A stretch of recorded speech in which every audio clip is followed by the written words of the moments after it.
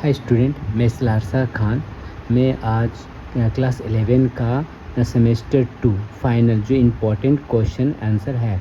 तो आज मैं चैप्टर बसंती हवा चैप्टर को अच्छा से समझेंगे और इसका कुछ इम्पोर्टेंट क्वेश्चन आंसर को करेंगे। तो इस वीडियो को देखने से पहले आप मेरे चैनल को सब्सक्राइब करें, लाइक करें और अन्य दोस्तों के पास इसे जो है शेयर करें। तो हम लोग आज बसंती हवा, राइटर का नाम है केदारनाथ अग्रवाल, जो हम लोग आज पढ़ने वाले हैं।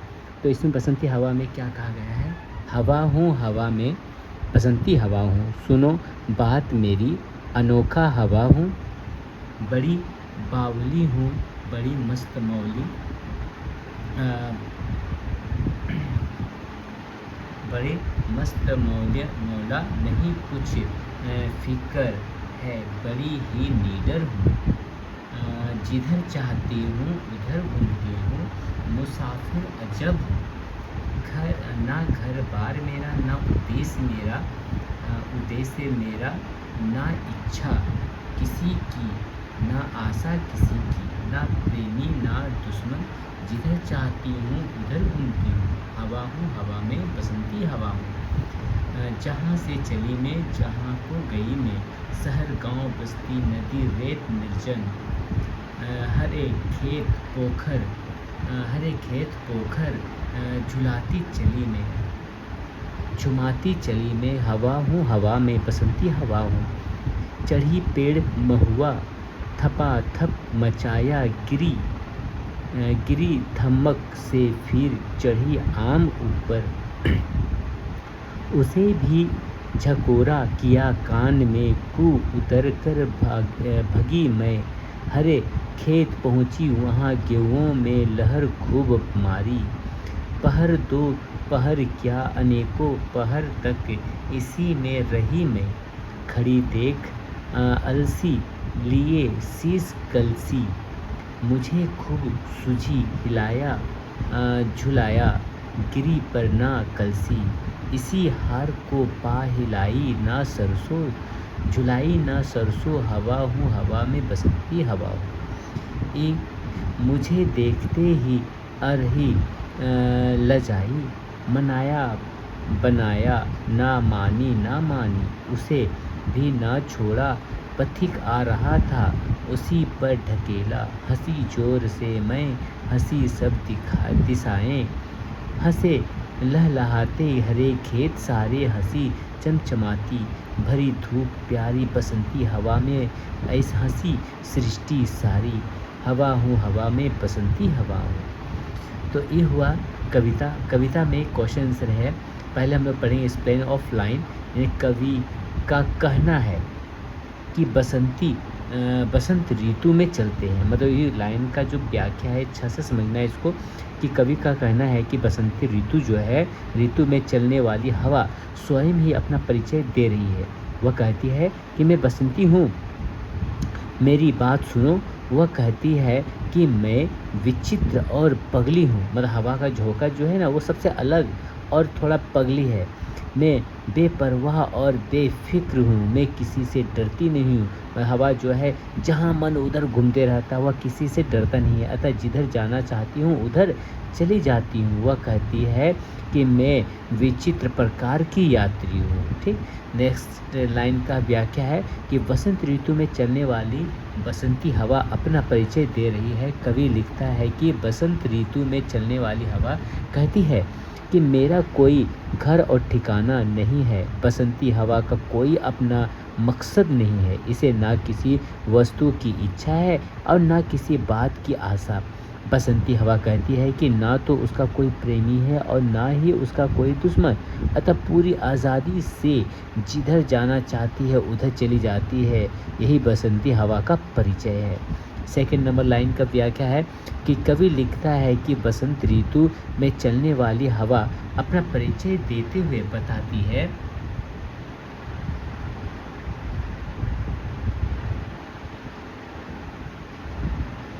अपना परिचय बताते हुए कहती है, ठीक ना, चलती है जहाँ शहर गांव हरे खेत और पोखर आदि सबको वह झुलाती और झुमाती आती है। यही उस हवा का परिचय है जो वसंत ऋतु में बहती है। वसंत ऋतु में फसलें हरी होती है और फूल खिलते हैं, अतः थोड़ी सी हवा से भी झूम जाते हैं जब हवा का झोंका चलता है तो।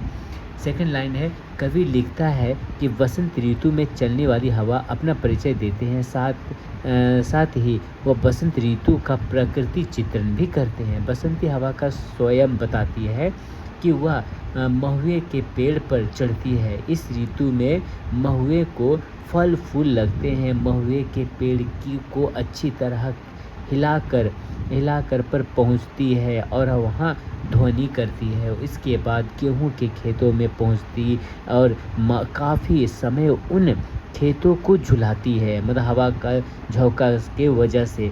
यदि याद हरी रहे कि इस ऋतु में गेहूं के खेत भी तैयार हो जाते हैं। इसके बाद बसंती हवा आलसी के पौधों पर पहुंचती है। अलसी के फल गोल और शंकु के आकार के होते हैं जो पौधे के ऊपर उल्टे लगते हैं, मानो कोई स्त्री माथे पर कलसी लिए खड़ी हो। बसंती हवा अलसी के पौधे को खूब हिलाती है, किंतु अलसी के कलसी जैसे फल नहीं गिरते। बसंती हवा इसे अपने हार समझती है। इससे निरुत्साहित होकर वह अब न सरसों के पौधों को हिलाती है और न झुलाती है। यही बसंत में चलने वाली हवा का परिचय है। बसंती हवा के माध्यम से कवि ने बताया कि किस प्रकार बसंत ऋतु में महुए और आम के वृक्षों को फल फूल लग जाते हैं। गेहूं, सरसों के, अलसी के खेत लहलहाने लगते हैं। 5 नंबर लाइन है कि बसंती हवा अपना परिचय दे रही है कि उसी के माध्यम से कवि बसंत ऋतु का प्रकृति चित्रण करता है। बसंत ऋतु में अरहर के पौधे भी खड़े हो जाते हैं, हवा चलने से वे भी झुकते हैं। बसंती हवा कहती है कि उसे देखकर अरहर लजा गई है, मतलब शर्मा गई है, उसे हवा जैसे मनाती है। हवा के चलने से पौधे ऊंचे नीचे होते हैं। बसंती हवा पथिक से टकराई। कवि बसंती में सब कुछ हरा भरा और सुखद होता है। हवा भी सुख देती है, जैसे बसंती हवा भी खुश है, प्रकृति भी खुश है, सभी दिशाएं प्रसन्न है, खेत खुश है, चमचमाती हुई धूप भी प्रसन्न है। कभी कहता है कि बसंत ऋतु में जब हवा चलती है लगता है मानो सृष्टि खुश हो। बसंत ऋतु को फूलों का मौसम या एक गुल भी कहा जाता है, जब हर जगह सुंदरता और हरियाली होती है, चित्त प्रसन्न होता है। व्याख्या, बसंती हवा कहती है, केदारनाथ अग्रवाल जी द्वारा लिखित एवं प्रसिद्ध कविता है। इस कविता में कवि ने बसंत ऋतु में चलने वाली बसंती हवा का परिचय दिया है और उसके माध्यम से ही वसंत ऋतु के समय का प्रकृति चित्रण किया है। बसंती हवा बहुत ही बेपरवाह और लापरवाह है, वह किसी से डरती नहीं है, वह जिधर भी जाना चाहती है वहीं अपनी मर्जी से चली जाती है। हवा शहर, गांव, बस्ती, हरे खेत व पोखर आदि में वह घूमती और झुलाती है। वह महुए के पेड़ पर चढ़ती है और उर्स हिलाकर आम के पेड़ों, गेहूं के खेतों में पहुंचती है। वह अलसी के पौधों को भी खूब हिलाती है, किंतु अलसी के फल नहीं गिरते हैं, फिर जिसे वह अपनी हार मान लेती है। हवा का पौधा हवा को देखकर अरहर लजा जाती है। बसंत के मौसम में सब कुछ हरा भरा और सुखद होता है। बसंती हवा भी खुश है और प्रकृति भी खुश है। इन सभी को देखकर मनुष्य का हृदय भी पुलकित हो जाता है। ठीक, ये हो गया लाइन का व्याख्या। अब हम लोग कवि का परिचय पढ़ेंगे। केदारनाथ अग्रवाल का जन्म कब और कहाँ हुआ था? तो केदारनाथ अग्रवाल का जन्म 1 अप्रैल 1911 ईस्वी को उत्तर प्रदेश के वांदा नगर के कमासिन गांव में हुआ था। केदार अग्रवाल के पिताजी का नाम क्या था? पिताजी का नाम था हनुमान प्रसाद अग्रवाल था। केदारनाथ का अग्रवाल के माताजी का नाम क्या था? माताजी का नाम था घसीटो देवी था। केदारनाथ अग्रवाल की प्रारंभिक शिक्षा कहाँ हुई? अग्रवाल की प्रारंभिक शिक्षा कमासिन गांव में हुई। केदारनाथ अग्रवाल की काव्य यात्रा की शुरुआत किस वर्ष से मानी जाती है? तो 1930 ईस्वी से मानी जाती है। केदारनाथ अग्रवाल किस विचारधारा से प्रभावित थे? केदारनाथ अग्रवाल मार्क्सवादी विचारधारा से प्रभावित थे। केदारनाथ अग्रवाल की कविता में किस वर्ग की संवेदना दिखाई पड़ती है? केदारनाथ अग्रवाल की कविता में जनसाधारण के जीवन की गहरी और व्यापक संवेदना दिखाई पड़ती है। केदारनाथ अग्रवाल के काव्य मुख्य पहलू क्या है? केदारनाथ अग्रवाल के काव्य का मुख्य पहलू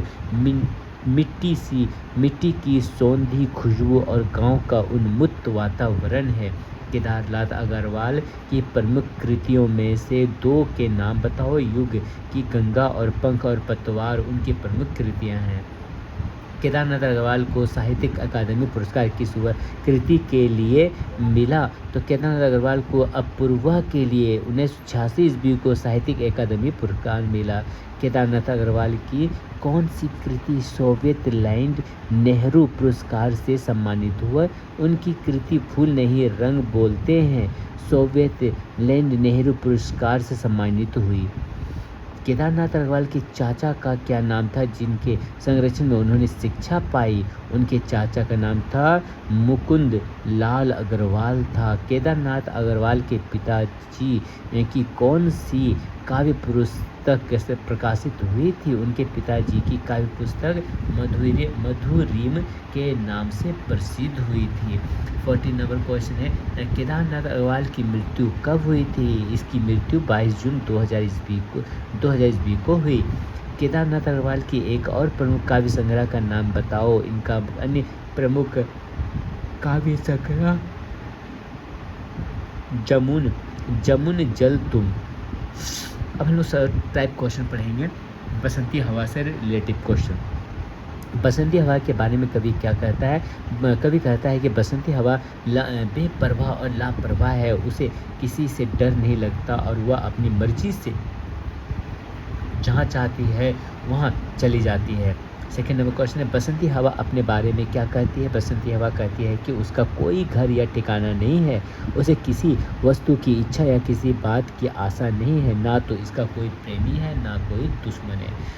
3 नंबर क्वेश्चन है, बसंती हवा किस प्रकार से शहर गांव और खेतों में जाती है? बसंती हवा शहर गांव बस्ती हर एक खेत और पोखर में घूमती है और उन्हें झुलाती और झुमाती है। 4 नंबर क्वेश्चन है, बसंती हवा का महुए के पेड़ पर क्या प्रभाव पड़ता है? बसंती हवा महुए के पेड़ पर चढ़कर उसे हिलाती है, जिससे महुए के पेड़ पर लगे फल और फूल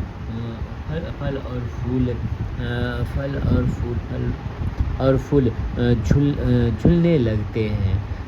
5 नंबर क्वेश्चन है, बसंती हवा का गेहूं के खेतों पर क्या असर होता है?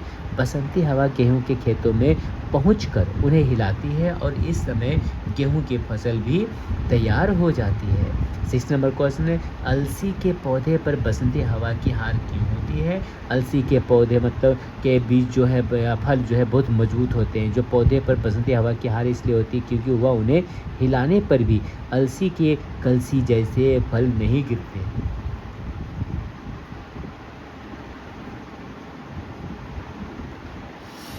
7 नंबर क्वेश्चन है, अरहर के पौधे का बसंती हवा को देखकर क्या हाल होता है? अरहर के पौधे बसंती हवा को देखकर लजा जाते हैं और हवा उन्हें मनाने का प्रयास करती है। 8 नंबर क्वेश्चन है, बसंती हवा का कोई मकसद या चाहत क्यों नहीं है? बसंती हवा कहती है कि उसका कोई मकसद या चाहत इसलिए नहीं है क्योंकि वह ना किसी से प्रेम करती है और ना ही किसी से दुश्मनी रखती है। 9 नंबर क्वेश्चन है, बसंती हवा का बसंत ऋतु में प्राकृतिक दृश्य को चित्रित करने में क्या योगदान है? बसंती हवा में माध्यम से कवि ने बसंत ऋतु में महुए, आम, गेहूं, सरसों और अलसी के खेतों का सुंदर प्राकृतिक दृश्य चित्रित किया है। नेक्स्ट क्वेश्चन है, बसंत ऋतु को कवि ने किस तरह से प्रश्न किया? कवि ने बसंत ऋतु को फूलों का मौसम कहा है, जहाँ हर जगह हरियाली होती है, खेत खुश होते हैं और हवा भी सुखद होती है, जिससे सभी दिशाएं प्रसन्न हो जाती है। बसंती हवा कविता के कठिन शब्द। तो ये शब्दार्थ है कि बसंती हवा बसंत चलने वाली हवा है। जैसे अनोखा का मतलब विचित्र हुआ, बावली मतलब पगली हुआ, उद्देश्य मतलब मकसद हुआ, इच्छा मतलब कामना हुआ, अलसी मतलब एक तिलहन, पथिक मतलब राही, चमचमाती में चमकती हुई। तो ये सब लाइन का मतलब मीनिंग है, तो जिससे कि लाइन हम लोग बुक से पढ़ेंगे तो आराम से समझ में आ जाए, इसलिए इसका शब्दार्थ भी है, इसके अच्छा से आप लोग याद कर लें। प्रहर प्रहार लॉन्ग टाइम क्वेश्चन हो जा रहा है यहाँ पर कि बसंती हवा का वर्णन करते हुए कवि ने बसंत ऋतु के प्राकृतिक सौंदर्य को किस प्रकार चित्रित किया है। तो इस प्रश्न में उत्तर देते समय बसंती हवा के माध्यम से बसंती ऋतु में होने वाले प्राकृतिक परिवर्तनों का वर्णन करना चाहिए। जैसे कि महुए और आम के पेड़ों पर फल फूल लगते हैं, गेहूं और अलसी के खेत लहलहाते हैं और अरहर के पौधे लजाते हैं। साथ ही यह बताना चाहिए कि इस प्रकार हवा सब कुछ झुलाती है और प्रकृति को जीवंत करती है। इन प्रकृति दृश्यों से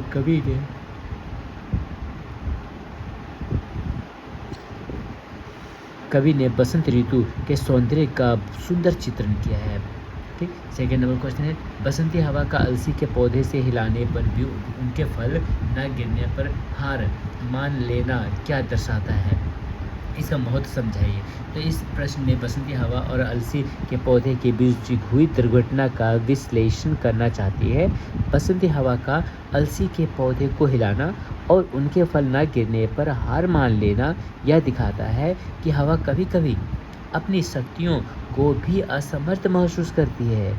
यह घटना प्रतीकात्मक रूप से दिखाती है कि हर वस्तु या व्यक्ति के सामने प्रकृति की सीमाएं होती है, चाहे वह कितनी भी शक्तिशाली क्यों ना हो।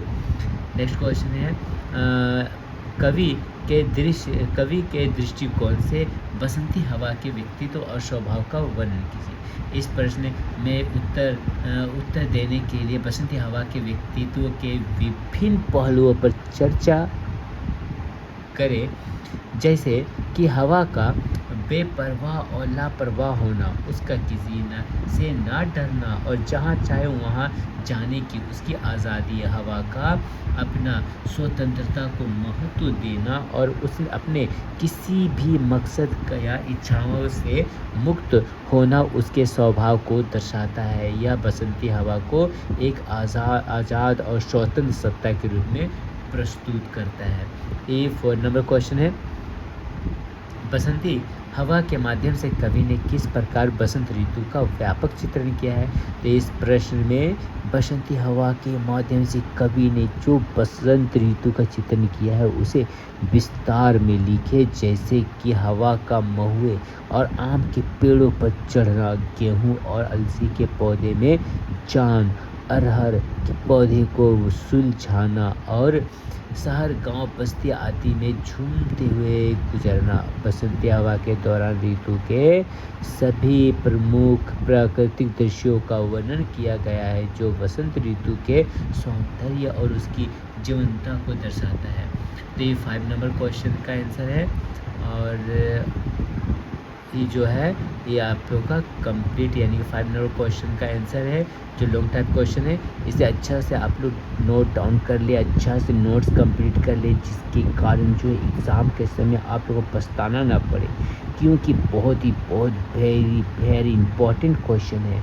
इसमें से बहुत सारे क्वेश्चन आपको लड़ेंगे, इसलिए ये जो मैं यूट्यूब के द्वारा जो आप लोग के पास भेज रहा हूँ ये बहुत इंपॉर्टेंट है। इसे अच्छा से याद करें और समझने का कोशिश करें, ऐसे सब्सक्राइब करना ना सीखें। तो इस तरह से बसंती हवा जो है चैप्टर ख़त्म हुआ। आप लोग जल्द से जल्दी मुझे लाइक करें, ठीक, ओके, बाय।